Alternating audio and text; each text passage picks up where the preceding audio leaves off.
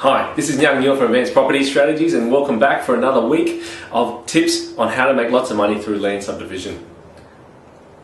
See, the last two deals that I did in property land subdivision made me a lot of money. Over $1 million, in fact, combined through the two deals.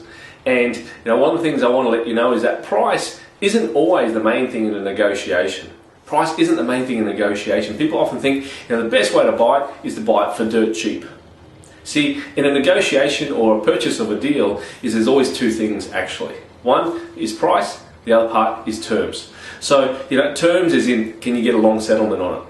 On the first one I did in the last couple of years was a 9-lot subdivision, like I mentioned maybe on the previous videos, is that I paid $835,000 for it. However, I got a 4-month subject to development approval clause on it. That means that in the first 4 months, if I wasn't able to get an approval on it, I was able to walk away from the deal and get my money back. After that approval came through, I only had 2 months to settle after that. So all up, it actually had 6 months.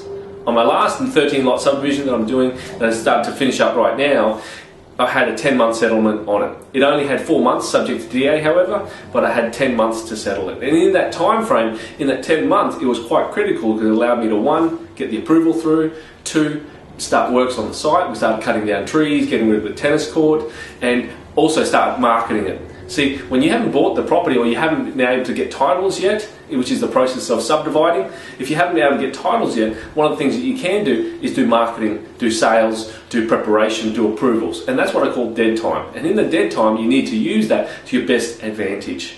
So coming back to it is that price isn't always the key part in land subdivision.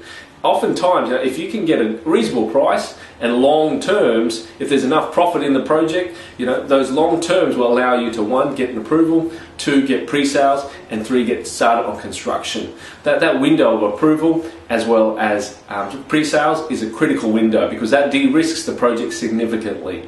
Anytime you're doing a project when there's a lot of debt involved or a lot of money involved, you want to de-risk it as much as you can. It's been Young Neil from Advanced Property Strategies. For information about events, go to advancedpropertystrategies.com.